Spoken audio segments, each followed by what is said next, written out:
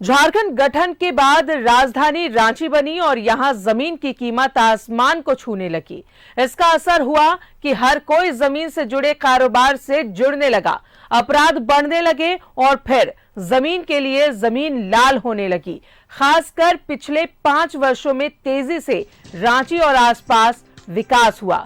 असर जमीन के लिए मारामारी शुरू हो गई। लड़ाई झगड़े दबंगई से ये मौतें तक पहुंचने लगी। 10 वर्षों में रांची में कुल 1935 हत्याएं हुई, जिनमें 540 की जान जमीन विवाद में गई। पिछले 2 वर्षों में रांची 400 से ज्यादा मर्डर हुए हैं। जमीन से विवाद में 100 से ज्यादा हत्याएं हुई हैं। खासकर कांके, नामकुम, टुपुदाना, डोरंडा और नगड़ी इलाके में जमीन को लेकर क्राइम का ग्राफ सबसे ऊपर है। जमीन कारोबारियों की हत्या आदिवासी जमीन की खरीद बिक्री के लिए से लेकर सबसे अधिक हो रही है। आदिवासी जमीन पर कब्जा कर उसे बेचने के लिए वर्चस्व की लड़ाई कई जगहों पर चल रही है। जमीन विवाद और उसमें शामिल माफियाओं की जानकारी थाना में होने के बाद भी कार्रवाई नहीं होती है। थाना प्रभारियों को आदेश है कि जमीन मामले में कोई वादी शिकायत करे तो उसे प्राथमिकता के आधार पर देखे, लेकिन पुलिस प्रशासन की कार्यशैली भी सवालों के घेरे में रहती है।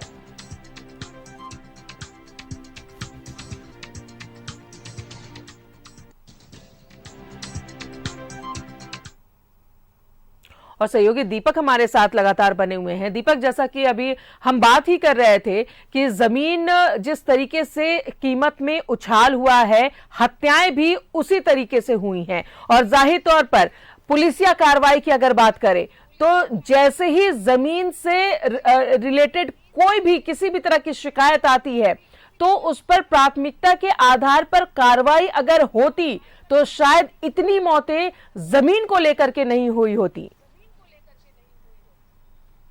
बिल्कुल, देखिए, जिस तरह से झारखंड अलग राज्य बनने के बाद ज़मीन का जो वैल्यूएशन बढ़ा है, उसी रफ्तार से कह सकते हैं कि हत्या का जो आंकड़ा है वो भी बढ़ा है। और हत्या का आंकड़ा में अगर बात करें तो सबसे ज़्यादा जो है 90% जो हत्या जो है वो ज़मीन विवाद के कारण या ज़मीन को लेकर के हुआ है।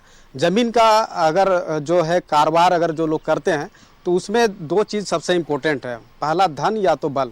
धन बल से जो अगर मजबूत नहीं है तो वो ज़मीन का कारोबार नहीं कर सकता। अपराधी किस्म के लोग जो होते हैं, जो जेल जाते हैं हत्या, लूट या अन्य जो क्राइम करके, तो जब वो जेल से बाहर आते हैं तो वो इजी वे में पैसा कमाना चाहता है। और पैसा कमाने का एक सबसे बड़ा जो जरिया है वो कहीं ना कहीं लोगों को ज़मीन दिखता है। चूँकि वो क्राइम करके जाता है तो क्राइम करने के बाद जो है वो लोगों का जो खौफ है वो उसका रहता है। तो वैसे में कहीं ना कहीं बल का प्रयोग करके वो ज़मीन के जो कारोबार है उसमें वो अपना कदम बढ़ाता है और साम्राज्य चलाने की कोशिश करता है, जो हमेशा देखने को भी मिलता है। और रिंग रोड जो एरिया है, पूरा अगर शहर का डेमोग्राफी को देखेंगे तो रिंग रोड एरिया में जिस तरह से रिंग रोड बनने के बाद जो ज़मीन का वैल्यूएशन बढ़ा है, उसके बाद आप देखेंगे तो वहाँ पे ज़मीन का जो खेल है सबसे ज़्यादा चल रहा है। किसी भी रिंग रोड में आप घूम करके आप देखेंगे तो वहाँ पे ज़मीन का नापी किसी न किसी समय जरूर होता हुआ दिखाई देगा। तो ये जो ज़मीन का जो वैल्यू बढ़ने के बाद जो ज़मीन का जो गोरख धंधा है वो बड़े पैमाने पे जो चला है, तो वैसे में हत्या का जो भी कारण है वो भी कहीं ना कहीं इसी की वजह से होता है। क्योंकि वर्चस्व की भी लड़ाई कहीं ना कहीं ज़मीन को लेकर देखने को मिलता है। भाई भाई में जो विवाद है वो भी कहीं ना कहीं ज़मीन को लेकर के देखने को मिलता है। तो वैसे में ज़मीन, अगर किसी गरीब आदमी का ज़मीन है और उस पर अगर किसी का द्वारा अवैध कब्जा करने की कोशिश की जाती है या की जाती है, जो ज़बरदस्ती उस पर कब्जा करने की कोशिश होती है, तो वैसे में जब वो शिकायत लेकर के थाना जाता है या अंचल जाता है, चूँकि एक गरीब आदमी किसके पास जाएगा न्याय के लिए, तो वो थाना या अंचल जाता है अपना ज़मीन की रक्षा के लिए, तो उसकी सुनी नहीं जाती है। तो जब उसका सुना नहीं जाएगा तो उसका ज़मीन जाहिर सी बात है कि लुटाएगा। तो वैसे चीज़ों को लेकर के भी कई तरह की चीज़ें सामने आती है। वो हो सकता है किसी को औने पौने दाम में बेचने को मजबूर हो जाता है, उसके बाद जो है वर्चस्व की लड़ाई शुरू होती है और उसमें खूनी संघर्ष देखने को मिलता है, हत्या की घटना जो है वो सामने आती है। तो ये जो तमाम चीज़ें हैं, इसको लेकर के सबसे पहली बात है कि पुलिसिया कार्रवाई को तीव्र गति से करने की ज़रूरत है। कंप्लेन जैसे आए त्वरित कार्रवाई हो और भू माफियाओं उसके जो मन में जो है वो भय प्रशासन का होना ज़रूरी है, उस दिशा में काम करने की ज़रूरत है। तभी कहीं ना कहीं ज़मीन का जो अवैध तरीका से जो खेल है वो नहीं हो पाएगा। लेकिन यहाँ तो अब पूरा नीचे से लेकर के ऊपर तक का जो सिस्टम है वही इस तरह का है। आपने देखा ही होगा कि जिस तरह से बीते दिनों जो ईडी की कार्रवाई हुई है, सेना की कब्जे वाली 4 एकड़ 55 डिसमिल जमीन की जो अवैध तरीका से खरीद बिक्री हुई है, और उस जमीन का जो रक्षा करने का जिसका दायित्व है, जिसका कर्तव्य है जो उपायुक्त का, वो वही उस गोरख धंधा में शामिल होने का जो है वो सामने आया। तो ऐसे अगर चीज़ें रहेगी तो कहाँ से किसी का ज़मीन सुरक्षित होगा और जो इस तरह का जो घटना है उस पर लगाम लगेगा। तो ये सबसे बड़ी बात है। पुलिस या सरकार को सबसे इस चीज़ों पे खासतौर पे ध्यान देने की ज़रूरत है कि किसी भी तरह का कोई भी विवाद, जैसे ही ज़मीन से जुड़ा मामला अगर थाना या अंचल में आता है उस पर त्वरित कार्रवाई होगी तो इस तरह की घटना सामने नहीं आएगी। और जो पीड़ित परिवार है या पीड़ित लोग हैं, जो ज़मीन का रैयत है, उसे हक अधिकार और उसका जो है वो मिल पाएगा। और जिस तरह से सुभाष मुंडा, चूँकि ये घटना होने के बाद जिस तरह से ये हैवोक्रेटी जो क्रिएट हुआ है, चाहे बीजेपी के द्वारा इसको लेकर के सरकार को घेरने की बात आई है या फिर आम जनता जो सुभाष मुंडा के लोग थे या उनके समर्थक थे, जिस तरह से वो सड़क पे उतर करके जिस तरह से विरोध प्रदर्शन किया, रांची बंद का आह्वान किया और उसका वो मिला जुला असर भी देखने को मिला। तो उसके बाद कहीं ना कहीं कह सकते हैं कि नीचे से लेकर के ऊपर तक जो है तंत्र जो है पूरी तरह से हिल गया। और उसके बाद हाई लेवल जो कमेटी है वो बैठक हुई, बैठक के बाद जो निर्णय लिया गया और 50 से अधिक जो जमीन कारोबारी है उस जमीन कारोबारियों को थाना बुलाकर पूछताछ की गई। पूछताछ के बाद लोगों को छोड़ा भी गया। लेकिन अब इस मामले में सबसे बड़ी बात है कि अब तक घटना 26 जुलाई को हुई है और आज 29 जुलाई है। अब तक पुलिस के हाथ खाली है और इस दिशा में पुलिस की क्या कार्रवाई हो रही है, हालांकि पुलिस का जो जांच करने का जो दायरा है या जांच करने का जो उसका अपना तरीका है वो अलग तरीका से होता है और वो जांच तमाम पहलुओं पे कर रही है, ज़मीन को भी आधार मानकर कर रही है और भी कई ऐसे चीज़ें हैं, क्या उनका पुराना रंजिश किसी से रहा है या नहीं रहा है, तो तमाम चीज़ों पे कर रही है जांच। सीसीटीवी फुटेज में कुछ चीज़ें सामने आई है, उसको खंगाल करके जांच चल रहा है। डॉग स्क्वाड की एफएसएल की टीम पहुंची थी, उसके आधार पे तो तमाम चीज़ों पे, तमाम पहलुओं पे जो है पुलिस जो कार्रवाई है, जांच है, वो चल रही है। लेकिन सबसे बड़ा सवाल लोगों का यही है कि आखिर उसकी गिरफ्तारी किसने की, क्यों की और काहे की, और वो उसका उद्भेदन कब होगा। ग्रामीण एसपी ने साफ तौर पे कहा भी था कि इस मामले का उद्भेदन बहुत जल्द कर लिया जाएगा। लेकिन अब तक जो है पुलिस का हाथ खाली है, अभी तक किसी भी जो हत्यारा है उसकी गिरफ्तारी नहीं हुई है।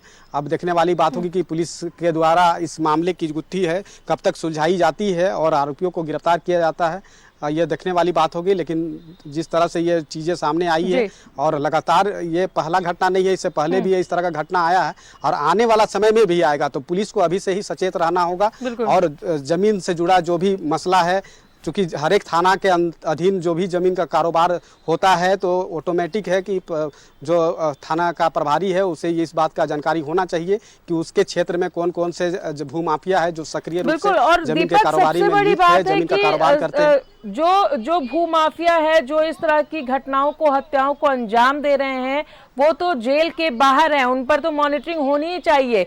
वक्त बेवक्त जिस तरीके से अभी भूमाफियाओं को थाने बुलाया गया, उसी तरीके से हर कुछ दिनों के बाद उन्हें जरूर बुलाना चाहिए, पूछताछ करनी चाहिए, उनके मोबाइल्स के डिटेल्स लेने की जरूरत है ताकि वारदात को वहीं पे रोका जा सके। लेकिन वैसे अपराधियों का क्या जो जेल के अंदर साजिश रच रहे हैं पुलिस के नाक के नीचे। अगर कमल भूषण के सीए के मर्डर की बात करें, उसकी हत्या की साजिश रची गई थी उस जेल के अंदर जहां पे चारों तरफ पुलिस प्रशासन है, तो जाहिर तौर पर पुलिस के नाक के नीचे अगर ये तमाम चीजें हो रही हैं तो उस पर अंकुश लगाना बेहद जरूरी है। पुलिसिया कार्रवाई पर सवाल उठ रहे हैं। तमाम चीज़ें होती है, चाहे ज़मीन की जो अवैध तरीका से खेल जो होता है, ज़मीन की खरीद बिक्री होती है, ये सब पुलिस के नाक के नीचे होता है।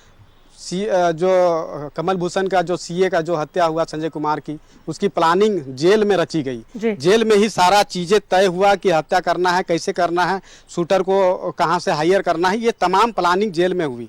अगर जेल में अगर कोई क्रिमिनल के द्वारा हत्या की जो है वो साजिश रची जाती है तो आप समझ सकते हैं कि जो परिस्थिति होगी रांची की वो किस तरह का होगा।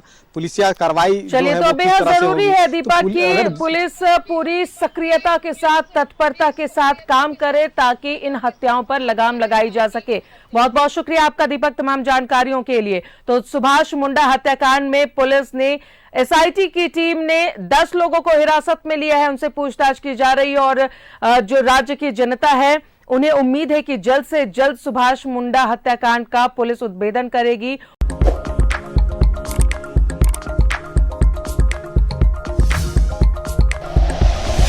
Like and share videos, subscribe करें हमारा चैनल और प्रेस करें बेल आइकॉन। न्यूज़ 11 भारत, सच है तो दिखेगा।